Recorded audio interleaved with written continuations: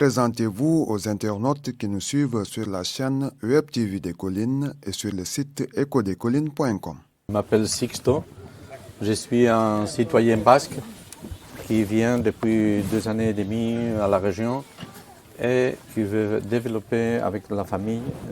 C'est une activité privée, ce n'est pas une ONG, ce n'est pas des partenaires, c'est des activités privées d'une famille qui veut essayer de développer un village en particulier pour voir si la situation peut changer de façon importante et pour après essayer de voir si d'autres entrepreneurs voudraient faire la même chose. C'est de créer un modèle, si on peut. Parlez-nous de vos projets dans le village de Nakia et ses environs. Quel est le but principal de ces différents projets? Oui, le projet, c'est de créer de la richesse. On veut augmenter la production agricole, du bétail, etc. On fait quelque chose pour la santé, pour l'éducation, mais surtout, on veut augmenter le résultat, l'argent qui soit dans le village, de façon que les gens puissent payer, investir ce qu'ils ont besoin, payer ses besoins. Parce que si on appuie la santé, le problème c'est qu'on finit jamais. Et nous n'avons pas suffisamment de moyens pour cela. On veut, comme je suis économiste, je travaille un peu comme si c'était une compagnie. Alors j'ai besoin que les gens agissent comme si c'était les membres d'une compagnie.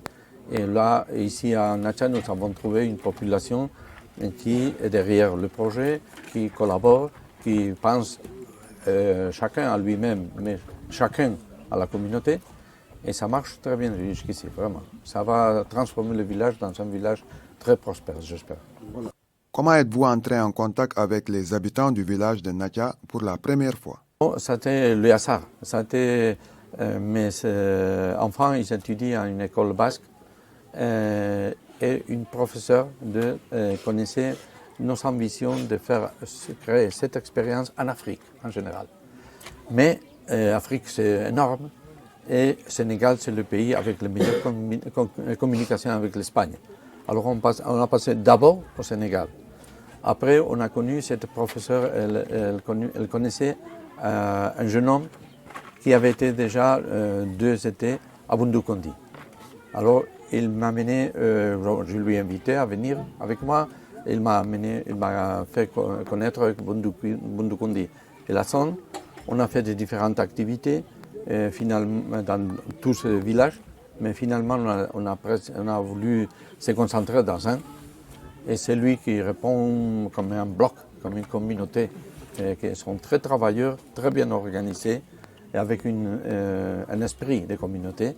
On a choisi de faire le centre à Nakia. Mais bien sûr, on fait des activités dans Angel, Iwol, Bundukondi, même quelque chose que nous venons de prendre à la case de santé d'Ibel. On a laissé des affaires, un lit moderne et d'autres choses. Vous avez décidé de centrer vos actions de bienfaisance sur Nakia et villages voisins. Parlez-nous de vos premières réalisations dans cette zone. Le centre, c'est Nakia. Après, nous avons des activités plus intenses à Angel, Bundukondi et Iwol.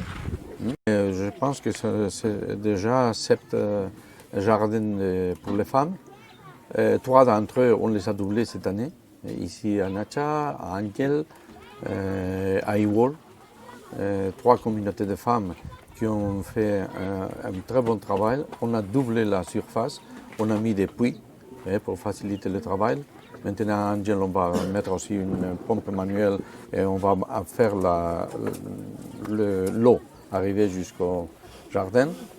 On fera peut-être, si les gens se mettent d'accord à Angel, un poulailler, d'autres choses. Ici, on a réparé les écoles, on les a mis des ordinateurs, des lumières, etc. On a 2 tracteurs et on a aussi des machines, une décortiqueuse, un moulin de maïs, et une batteuse pour séparer la paille du grain.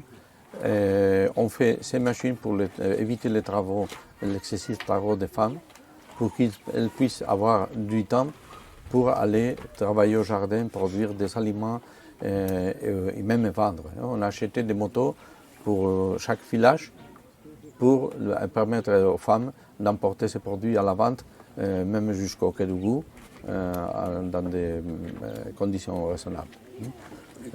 Il y a beaucoup d'autres activités, c'est impossible.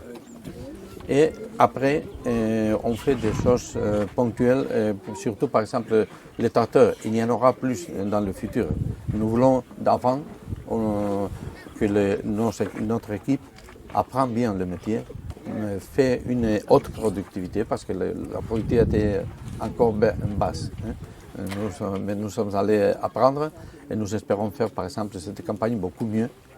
On a fait une campagne record déjà de production de riz dans la zone et on a fait, je pense que c'est au-delà de 200 hectares de travaux. Mais l'année prochaine, on devrait faire plus que double, même avec des tracteurs. Mais dans le futur, s'il y a la capacité technique, si nous avons confiance qu'ils travaillent bien, on aura même plus de tracteurs. Là, on pourrait influencer plus de villages. Ça peut être compatible avec le projet qu'un village en particulier arrive, soit le modèle, mais on peut, avec les autres activités, aussi influencer les autres. Feu Cheikh Tidiane Diallo a été un de vos proches collaborateurs. Quel souvenir gardez-vous de lui? Cheikh Tidiane a été une personne formidable, très intelligente, très bonne personne. Vraiment, comme s'il était, nous l'aimons comme s'il était une personne de notre famille. Malheureusement, il est décédé le 1er juillet.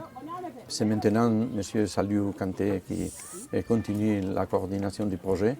Mais en hommage de lui, nous avons voulu aider passer des ordinateurs au lycée de Indefelo et aussi des affaires comme tous les autres centres ici à la case de santé de Indefelo. C'est pour Cheikh. Vous menez également des actions dans différents secteurs comme l'agriculture, la santé et l'éducation. Qu'est-ce que vous comptez faire pour améliorer la situation dans ces différents secteurs vitaux du développement local? Les gens qui collaborent de plus près avec le projet, ils sont allés par exemple à une exploitation agricole de très haut niveau près de Lingara, des Espagnols, où ils ont appris des techniques du niveau le plus haut. Ils apprennent maintenant avec les 2 tracteurs et la batteuse à gérer tout ça, et à réparer. Et on veut même apprendre à plus de personnes que nécessaire, que nous avons, pour qu'il y ait plus de personnes dans la zone qui ont des connaissances techniques. On va inaugurer dans les prochains jours aussi un atelier de couture. On a déjà 30 candidats de différentes populations. On a amené déjà 10 machines et on amènera beaucoup d'autres pour que tout le monde puisse apprendre à coudre en plus.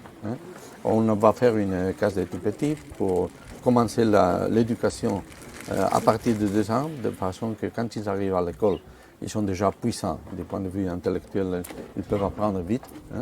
On va faire un centre, bibliothèque, tout ça pour la population, aussi une case de santé ici.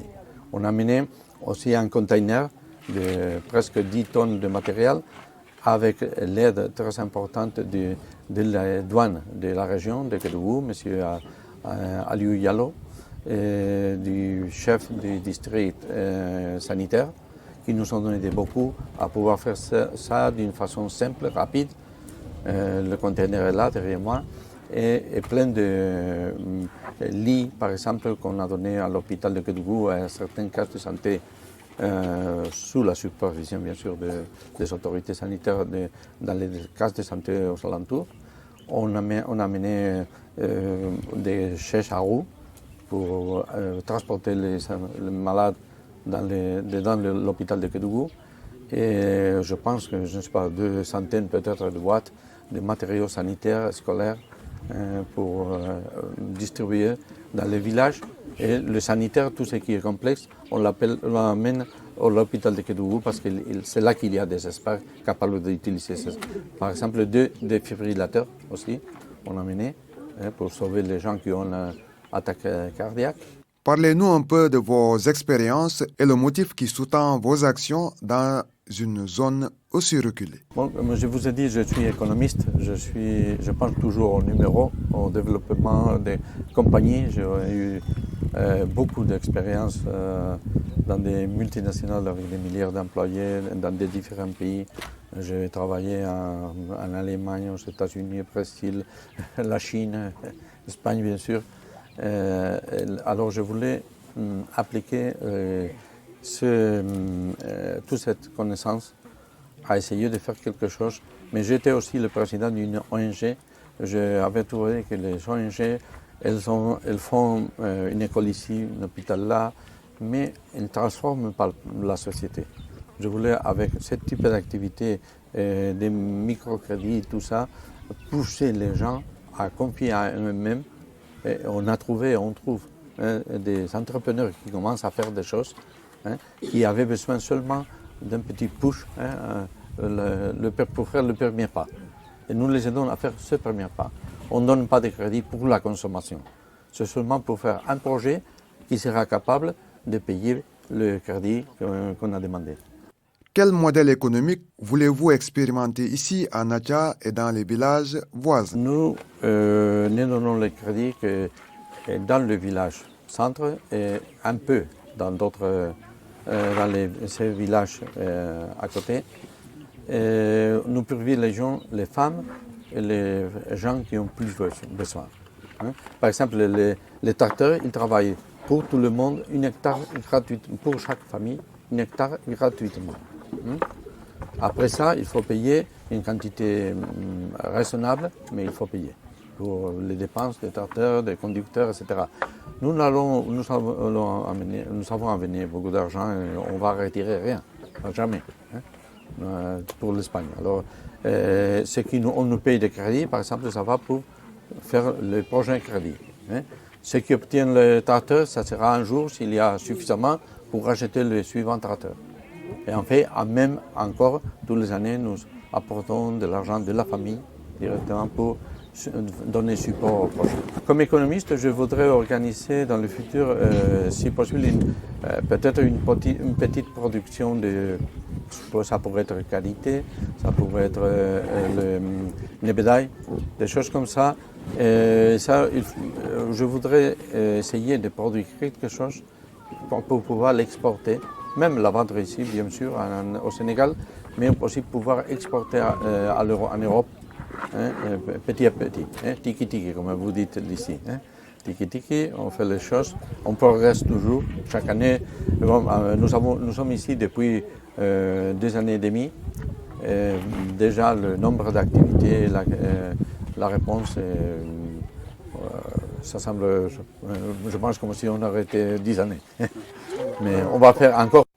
Comment vous vous sentez dans une zone aussi déshéritée et quelles sont les difficultés que vous rencontrez souvent dans la mise en œuvre de vos projets?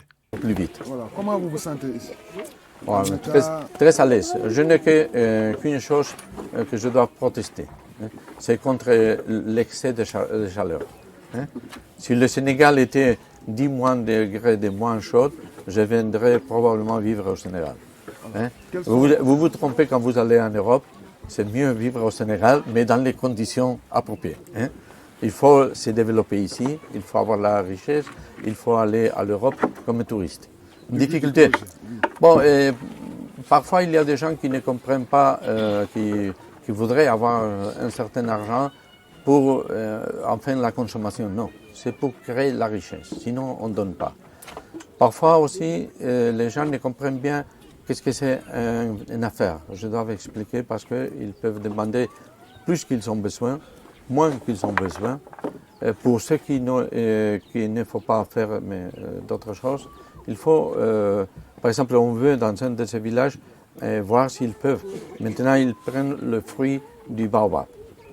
On veut les pousser à apprendre comment faire les sachets du produit final et donner de la valeur ajoutée à son projet et aller progresser vers la fin du produit. Il y a toujours, les négoces peuvent se décrire comme une chaîne. Il faut savoir dans quel point de la chaîne on est et quel point de la chaîne on devrait ajouter pour être plus fort, pour faire plus de bénéfices. Bon, ce type de choses. J'étais professeur à l'université aussi, alors ça me plaît d'expliquer comment faire. Hein. Êtes-vous satisfait des actions que vous menez pour le développement de cette partie du Sénégal? Dans les villages où on peut opérer avec les tracteurs, ça va être une révolution. Ça l'est déjà. Hein. La production a beaucoup augmenté parce qu'il y a du terrain, il y a de la connaissance, il leur faut les moyens. Hein. Avec ces moyens, et il y aura encore plus dans le futur, avec ces moyens, ça se transforme. On obtient beaucoup plus d'argent et quand le développement commence en faisant un peu d'épargne. Si on a trop peu, on ne peut pas épargner. Si on épargne, on peut investir. Hein, il faut avoir l'attitude vers le développement. Il faut créer un petit épargne ou profiter de nos crédits pour commencer. Et il faut épargner, accumuler. Hein. Le procès de développement, c'est de l'accumulation. Hein. Mais pour pouvoir accumuler quelque chose, il faut avoir la capacité de réserver quelque chose pour l'épargne. Si on est très bas, on n'a que pour manger. Hein. Et là, vraiment, nous avons fait déjà 2 records de production les dernières années. Et l'année prochaine, je voudrais, si possible, doubler. Oui. Je pense qu'on peut beaucoup faire à la région avec ces idées basiques. Hein. C'est un travail en commun, en plus que son propre intérêt chacun, mais savoir que si ensemble vous êtes forts, hein, chacun est faible. Et il faut penser à des idées d'accumulation. Il faut toujours penser s'il n'y a pas d'épargne, il n'y a pas d'investissement. S'il n'y a pas d'investissement, il n'y a pas de profit. C'est une chaîne. Il faut savoir dans quel côté de la chaîne on est et lutter pour faire un pas de plus en avance. Chers internautes, c'est tout pour cet entretien. Retrouvez-nous prochainement sur la chaîne Web TV des Collines et sur le site ecodescollines.com.